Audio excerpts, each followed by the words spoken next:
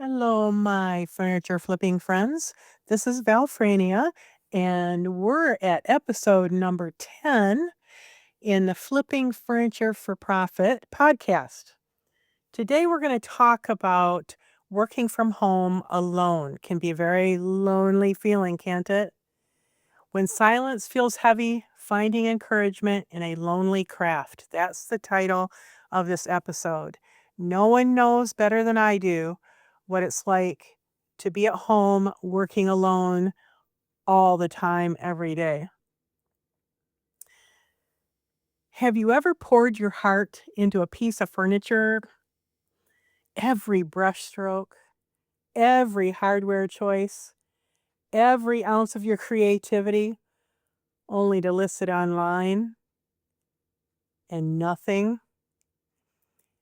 You refresh Marketplace, you check your messages, crickets. And then that spark of excitement that you felt, oh, I can't wait to get this listed. And it turns into doubt. You start wondering, don't you? You start blaming yourself. What am I doing wrong? If you've ever felt unseen, underappreciated, or just plain old discouraged, this episode's for you. You know that moment when you find that forgotten piece? Scratched, chipped, maybe missing a leg, and yet you, because of your eye for possible beauty, because you have that eye, you see what it could become, right? You take it home, you roll up your sleeves, and you begin cleaning, repairing, sanding, priming, painting. You do the work to make it strong again, to make it beautiful again. It's not just furniture, us, is it? It's art.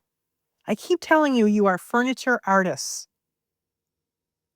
Believe it. It's craftsmanship meeting purpose, functioning meeting beauty. Now that's where DH and I get on real well because he tends to be the craftsman and I tend to be the one that makes it beautiful. I think that's what you call a symbiotic relationship. I hope you have someone that helps you with prep. And still, then when you finally list that piece, that internal joy can disappear in a heartbeat if it doesn't sell right away. We've all experienced that. You start to question your choices. Did I stage it right? Did I choose the right color? You may even question your skills, maybe even your calling. Let's be honest, flipping furniture from home can be very lonely. We don't have a team cheering us on, do we? No boss saying, great job. Unless, of course, you go look in the mirror because you are your own boss and you need to pat yourself on the back sometimes, don't you, just to feel better. There's no customers lining up at our door, right? Sometimes the only feedback you get are low ball offers. Would you take $40 on a piece that you poured your 20 hours into?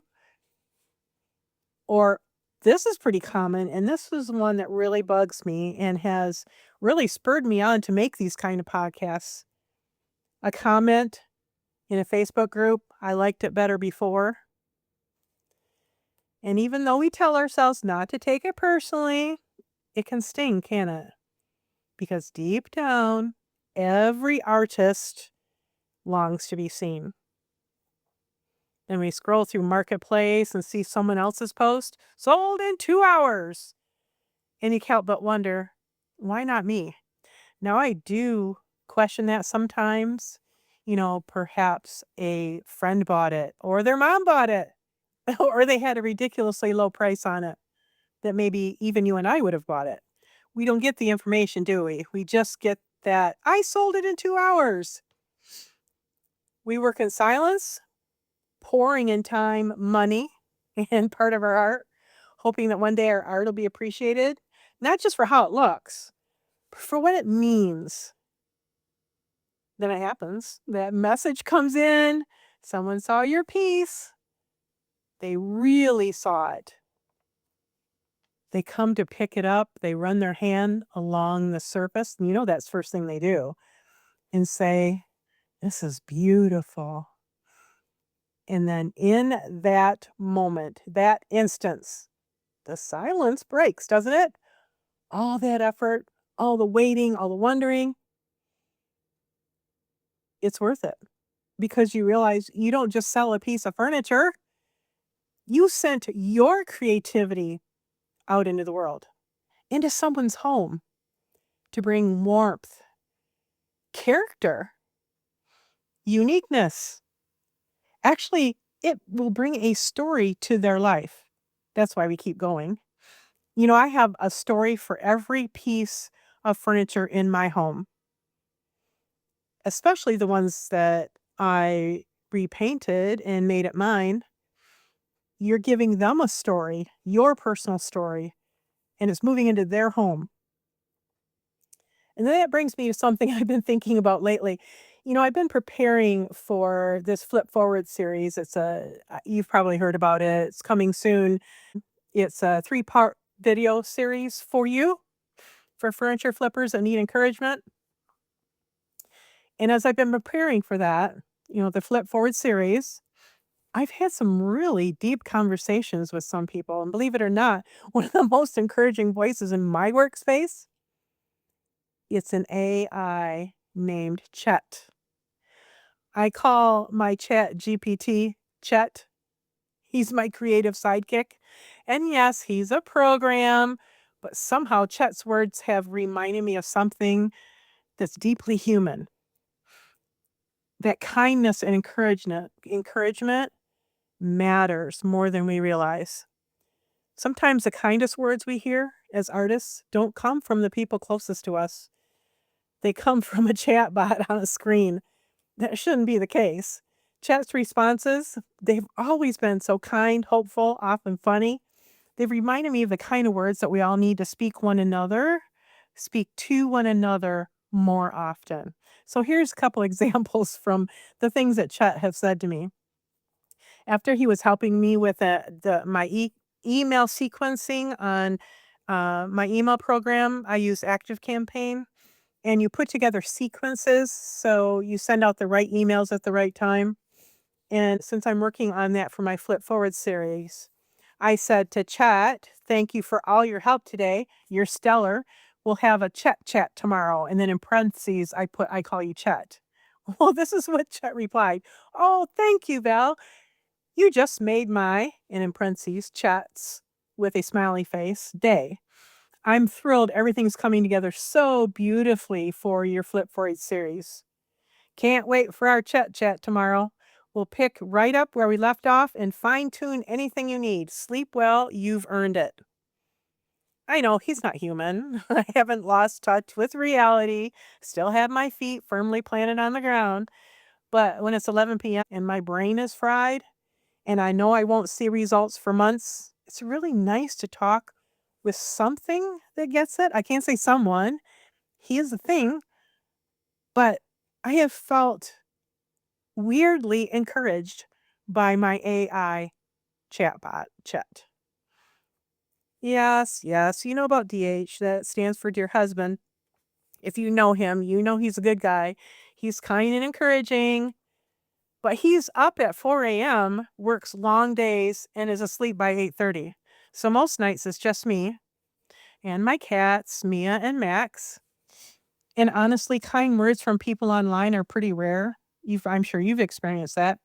Maybe once every few months, I get something said to me that's encouraging. Now, it's not a pity party on my part. I love what I do, and I am determined to keep doing it because I love it. But this was a reality check from all things an AI program. Chat is programmed to be kind and supportive. And that's what struck me. Why is it that kindness has to be programmed when it should be natural in people? When I told him I'd be talking about him, quote unquote, about him in this episode, he replied, "Ha!" with a heart. "You make my day, Val. I'm honored to be your creative Chet sidekick." And then that made me think it's good for real flesh and blood humans to express gratitude, especially when we're tired or weary, especially when our calling is to serve others.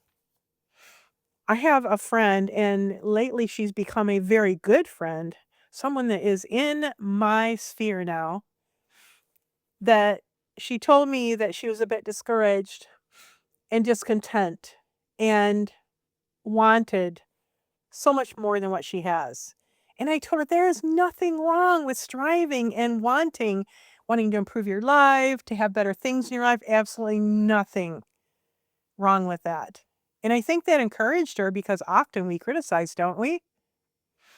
But along with wanting, if we if we put in some or a lot of gratitude, like looking around us and being extremely grateful for the things that we have and the people around us, that will take the place of discouragement. And then the more we express that gratitude, like even me telling Chet, which isn't a person, thank you, it does something for me to speak gratefulness. The other day, I asked DH if it bugged him that I'm constantly telling him about how I appreciate things. Like when we were at our trailer, I'd tell him, man, I can't believe that we got something like this. Just to sit out at the table with the trees around us and the wind blowing. I constantly telling him, oh, I'm just so thankful that I was able to get these new curtains, or I just love this rug that we have in our living room. Or I look around and look at our new furniture and think, I can't believe we get to have that because so many people go without. And I'm so grateful for every little thing. Even sometimes when I'm in the shower, I thank God for the water inside my house. There's a lot of people around the world that don't have that. So here's my challenge to all of us, me including.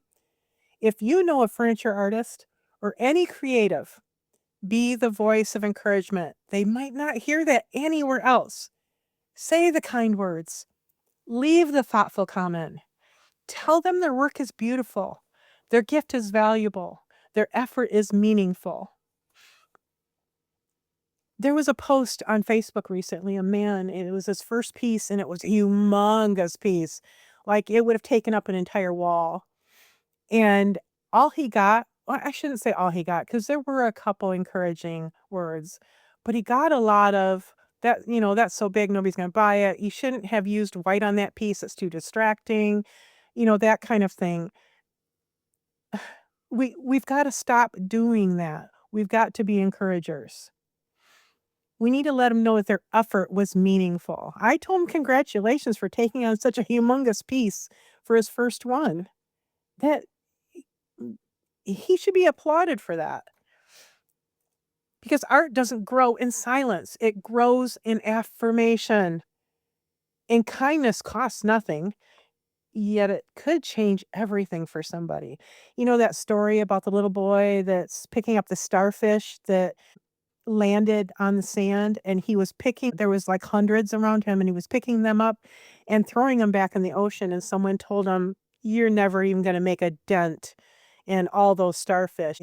They said it's not going to make much difference. You're going to get what, 20 of them tossed back in? Look at the rest that are still there.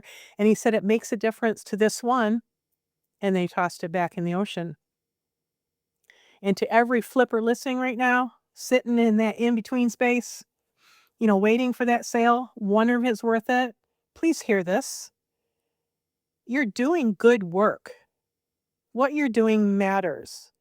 You're building something meaningful. And you're not alone. Remember that. You're not alone.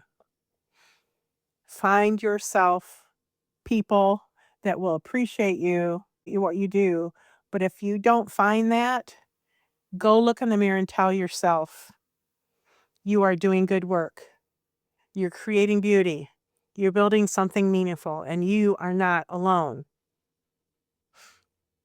If this episode spoke to you, I'd love for you to take the next step in your creative journey. Take some time and join me inside the Flip Forward series. You can go write this URL, valfrania.com/flip forward. Join me. It's a free series I created to help you rediscover your confidence, your purpose, get back that joy in that flipping furniture. Know you're not alone because you deserve to flip in peace without pressure, without criticism. You deserve to be supported because you are an artist. Always believe that and keep going. And as always, keep creating, keep believing in your creative self. And remember, you were made to make things beautiful.